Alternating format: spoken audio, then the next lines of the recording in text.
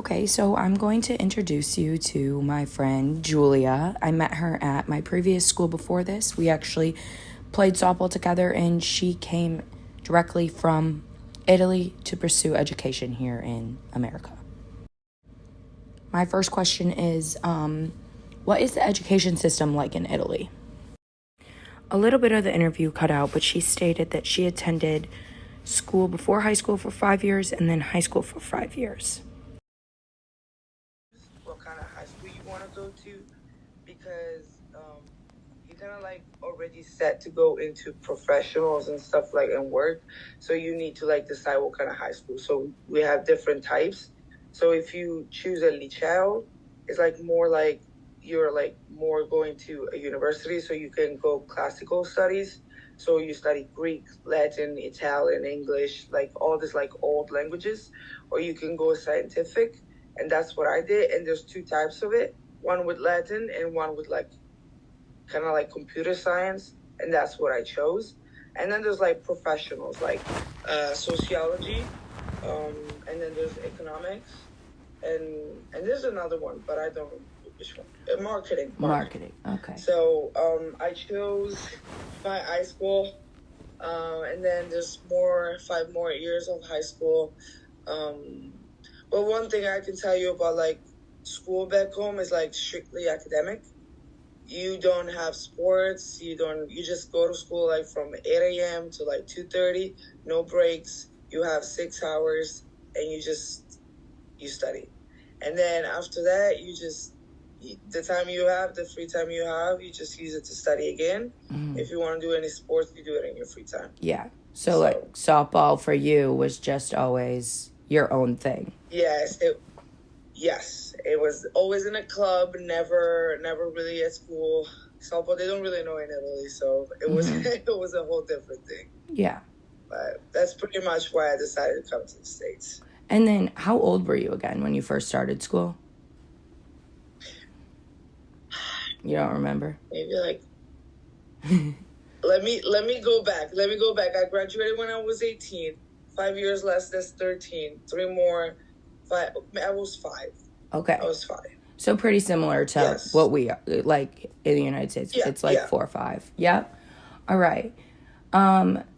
So what motivated you to come to the United States and pursue going to school, pursue your education here?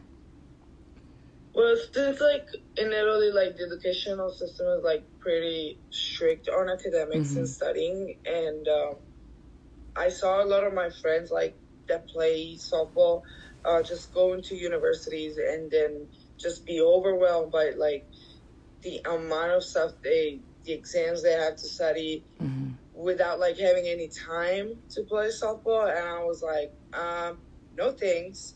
I want to try to do this. Like, I want to try to do both. So I looked up, and in America, they do this all the time, watch it on TV. It's kind of like a dream, and I just made that dream come true. So yeah, that's awesome. And it's nice because we do, like, student athletes are huge here. So being able to manage that, yes. I feel like sometimes professors work with you, and you know what I mean, when you're missing for softball. Especially because we just had a miss Thursday and Friday last week, Yes. Yeah. Yes. Okay. So has language for you, has language been an issue for you since moving here? Like, when you first got here, I definitely, since the last time, like, the first time I saw you to now, like, your English has definitely improved. And that was just a couple years, Yeah. Well, it wasn't really like an issue at the beginning because right after I graduated, I took a gap year and I spent like 3 months in Northern Ireland, like to kind of like learn the language and understand and like, kind of speak fluently. Well, it was hard at first, but like because of the accent. But as soon as I got here, it was like so much easier, like to understand. And I feel like every day I'm just improving a little bit on pronunciation and stuff. But trying to get rid of that accent, but it wasn't really an issue. Like sometimes it's hard to understand. Yeah. Like some words you're like, oh, what does that mean? Like I never heard it before. So it's always like constant like learning every day. Yeah, and like when you write papers, I remember you saying that you write all your papers in Italian and then you translate them over to English. Yes. It actually, like, that shifted. Now it's more like I write half in Italian, half in English, because some words, like, they will come into my mind in Italian, so I would just type them in Italian, then I would just translate everything. Translate just, it go all. straight into the translator. Yeah. And just see how it works. Yeah. Yeah. But I'm trying to, like, get used to, like, write in English right away. Because, you know, I have to do so. Yeah, yeah. And then also, I remember you talking about having to take an English test before you came to school here. Yes. So there's, like, 2 tests, actually. And then, like, the law changed. So, like, now you don't even have to take them anymore. But I had to take the SAT, and then I had to take a TOEFL test. And basically, it's not even, like, a passing test. You just have a score, like, to know how much English you know. So, like, on what kind of level you are. But for school, like, there is a passing level. You need a certain level. And it was kind of hard, but I feel like I can pass it right now. I feel like I can have a pretty high Yeah, you would be, English. yeah. What are the questions like on that test? What are they like? So it's like, it starts with, like, you have to read like an essay or like a piece of writing or something, and then they ask you questions about it. And then they start, like, talking to you. Like, so they might read you another piece, and then you have to write what you understand. And then you go from, like, listening to speaking to, like, answering questions, writing little essays. So it's kind of like a task that, like, takes everything. Yeah. So, like, speaking, talking, Understanding all of it. They got to make sure you're good before you come here. Yeah, they won't ask you about grammar, but they'll definitely ask you about, like, maybe, oh, what does this word mean? Maybe it might be like a hard word, but, like, into the context of, like, what you're reading, like, you might not be able to understand. Okay. Yeah. Okay. And you passed it the first time? Did you pass it the first time? I did not. You didn't? I did not know this. Fun fact, you needed, like, 70 to pass. Like, they needed, like, a level 70 out of, like, 150 or something like that, and I got 69. So for one point I didn't pass, but so because of rules and everything, 70 apparently was already something that they wouldn't be able to, like, pass, because it was 75, but they lowered it. So I got 69. They couldn't pass me, but my SAT was high enough, so I was able to pass. So it worked out. Okay. Yeah. All right. What was, like, now we're going to transition a little from language. Like, for you as a person, what was, like, the hardest thing coming to school here? And, like, did you have challenges with your professors ever? Like, what was the hardest thing? I want to say probably the only challenge I had was math.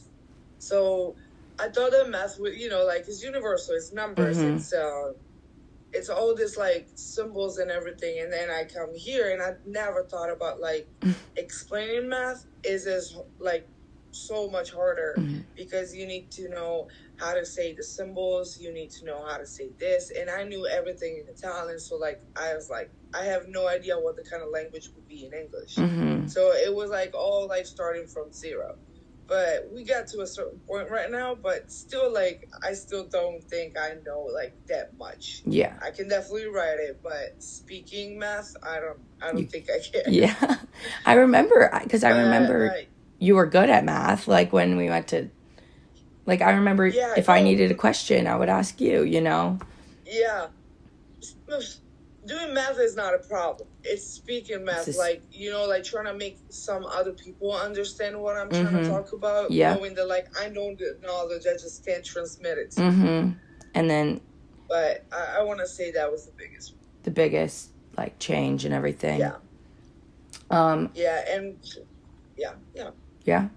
What are you majoring in right now? What are you majoring in? Well, you graduated yesterday. I'm still majoring in math. I graduated in math. You graduated in math. So I have my bachelor. Yeah, my bachelor's in math, and I tried to go a different route and trying to, like, put some computer science in it. So I took a lot of courses. My internship that I had to take to graduate was actually, like, I was a software developer.